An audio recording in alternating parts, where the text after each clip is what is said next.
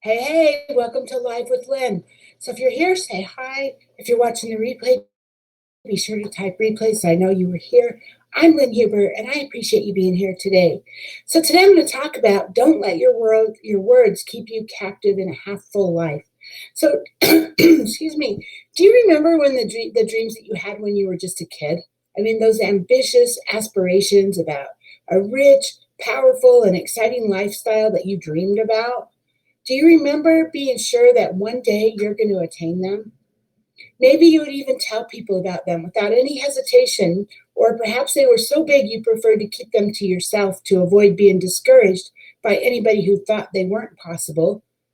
But that life that you saw back then was the abundant life that you knew that you were destined to live. Maybe as a child, you didn't dare to dream so big because you just didn't have anyone to model it for you. Maybe you grew up in an environment that where nobody dreamed, right? But then you grew up and then you discovered that you could become so much more than you had ever believed you could be. Your dream came alive and you began to see yourself in high places doing mighty things and rubbing shoulders with fine people. Either way, you know them deep in your heart, your wildest dreams. We all have them, right? Every one of us. Maybe you still think of them every once in a while, and a flicker of hope comes up inside you for just a moment. You know in the finest detail where you should be, but what is keeping you from getting there? What's preventing you from living your best life? Excuse me. I remember way back in high school. That was a long time ago, but I remember this girl in my class who just always got A's on everything. Her name was Helen. Actually, I'll never forget her. I mean, she wasn't really a friend of mine. I didn't have a lot of friends back then, but she was so incredibly smart, and the way she took notes and everything, it was just she was just unique, right? It was just the way she did everything. But she was so smart. Everything seemed so easy for her. One day, I was sitting in the cafeteria and she was at the next table over with a group of her friends. And she had just taken a test and was unhappy about a particular question that she had failed to answer excellently, right? And she was going on and on about how she should have been more diligent in her preparation for that test. And someone else at the table who was tired of her whining said, you always get straight A's in class. I don't even know why you're complaining. The least grade you're going to probably get in this test is probably 70%, which is still a B grade.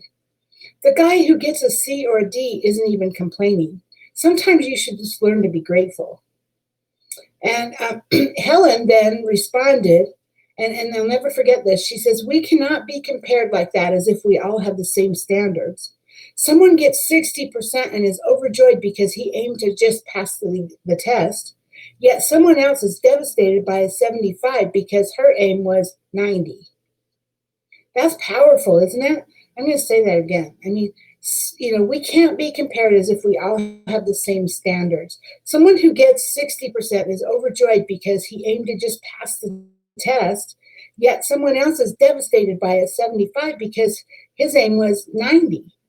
Well, here's my takeaway from her statement. To me, that was pretty powerful. So my takeaway is own your dreams and have your carefully marked scale to measure your achievements. Don't compare yourself with anyone but yourself